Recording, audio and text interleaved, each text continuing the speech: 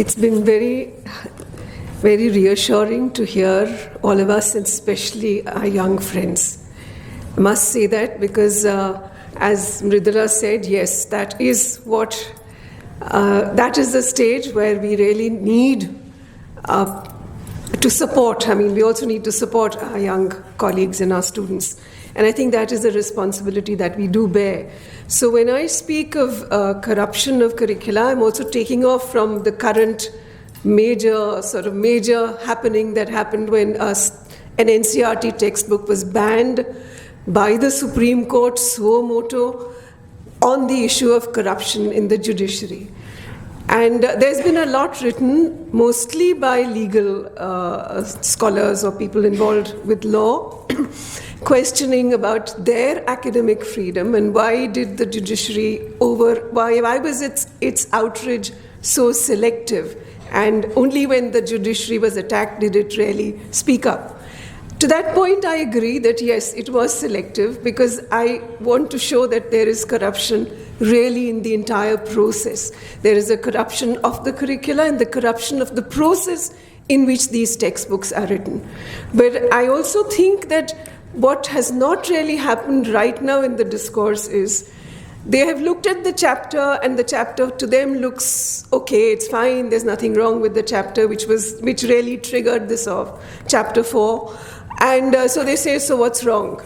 But I think they've not really looked at, and this was what the Supreme Court bench said, that there are deeply rooted beliefs which have now suddenly come up, and they were saying it all in the context of the judiciary.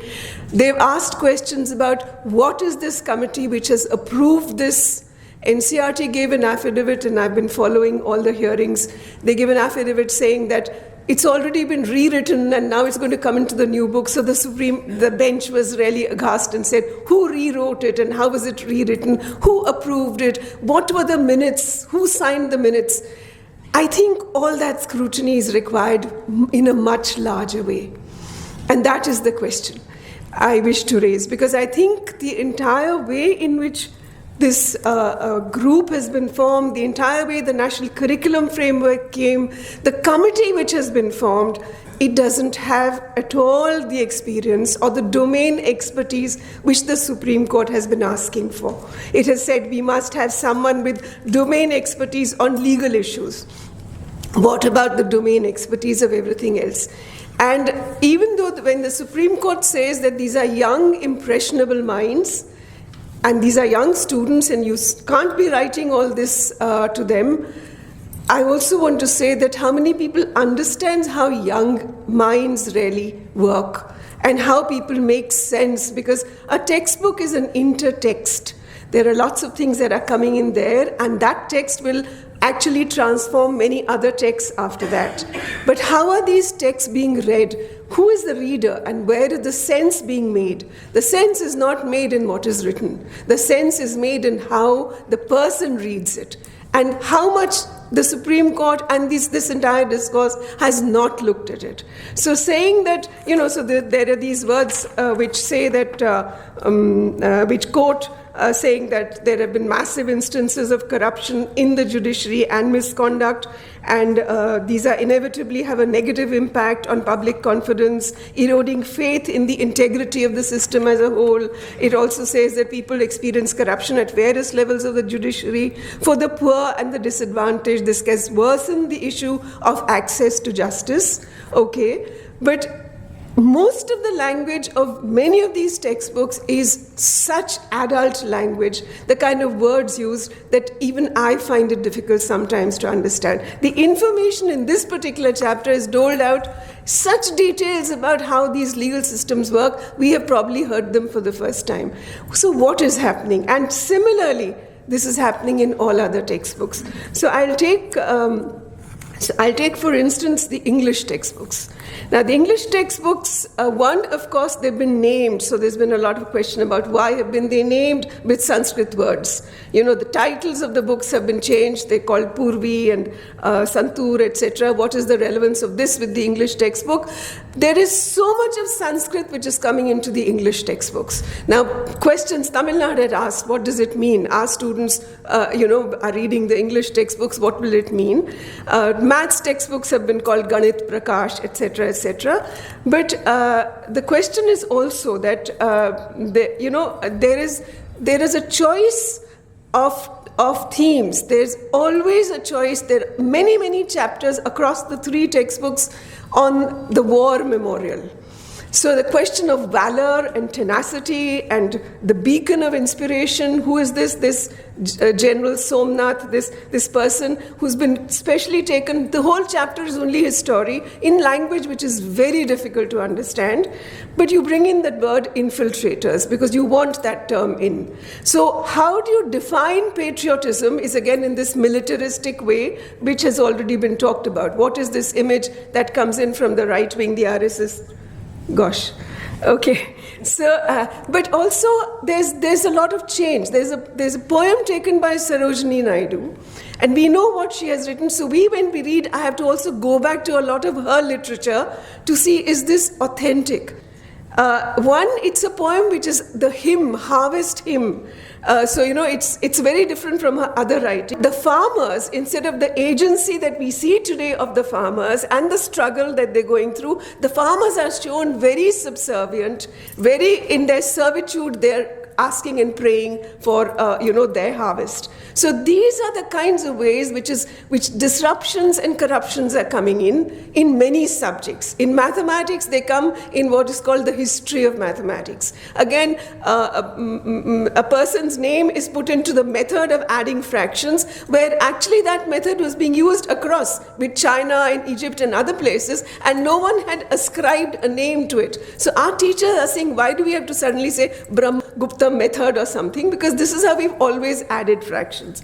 In science, this has been going on for 2 years, that Darwin is not there. The chapter which was on heredity and evolution is now only heredity. The entire portion on Darwin has been removed 2-3 years back, calling it rationalization, but it was taught in the existing class 10 book. It's not being taught for all these years. And we don't know what will come next year when the class 10 book comes. And this is for the first time in our country that the National Science Academies, all 3 of them, wrote a statement against this. It's never happened. That they said we cannot remove these things and then claim to be teaching science. Periodic table is not there. So, all these things happen. And one more thing. In fact, in history, I'll just come back in social sciences, because what has been done is, when you see the way it's been done, when I read 100 pages of the class 8 book, not the one which is banned, but the one which is running, and the books come late. The class 8 part 2 came in end of March when teaching had finished. So what does this mean? Is anyone asking? What is this time being taken? When are the books being produced? How are teachers teaching them without the books?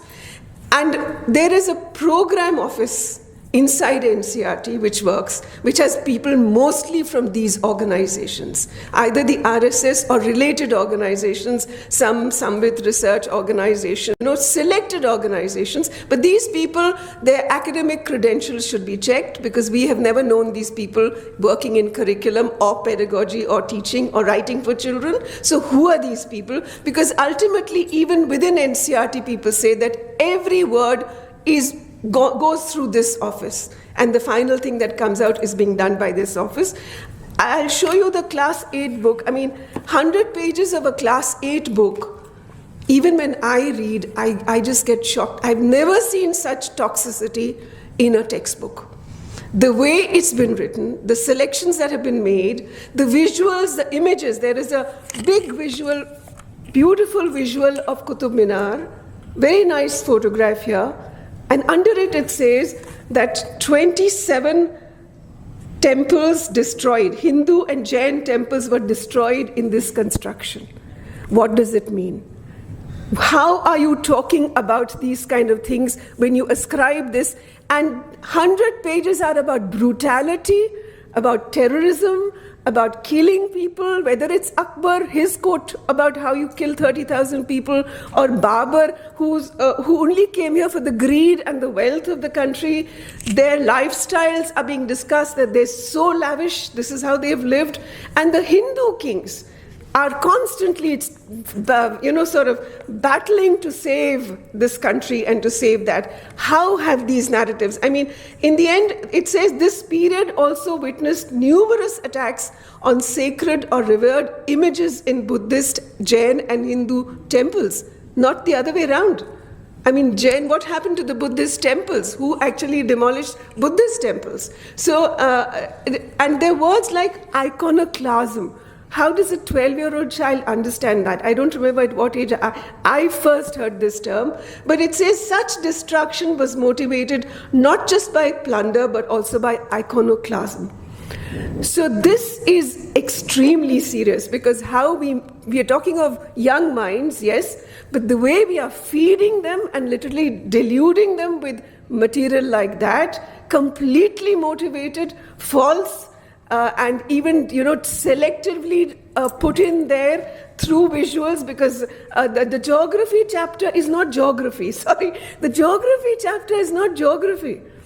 There's nothing about geography in that entire chapter in class 7. It talks about a story of how the body of the Shakti was cut up and thrown all over the land, and so the land becomes the body of the mother. This is geography. This is what we have to teach children at age 12, age 11. And it says that one chapter uses the word sacred 89 times. One chapter. So it's sacred land, it's always been sacred, so we don't need to bother to talk about environmental studies. That whole area has been thrown out from primary school. We don't need to talk about environmental degradation. That chapter has been thrown out. Forest is no longer what it was in the Forest Act. Even a tea garden is a forest, a palm plantation is a forest, and lawyers are fighting against this change of the Forest Conservation Act bill. But this is what is happening, and young people do manage to take this and make sense of this in many ways. Thank you. Okay, so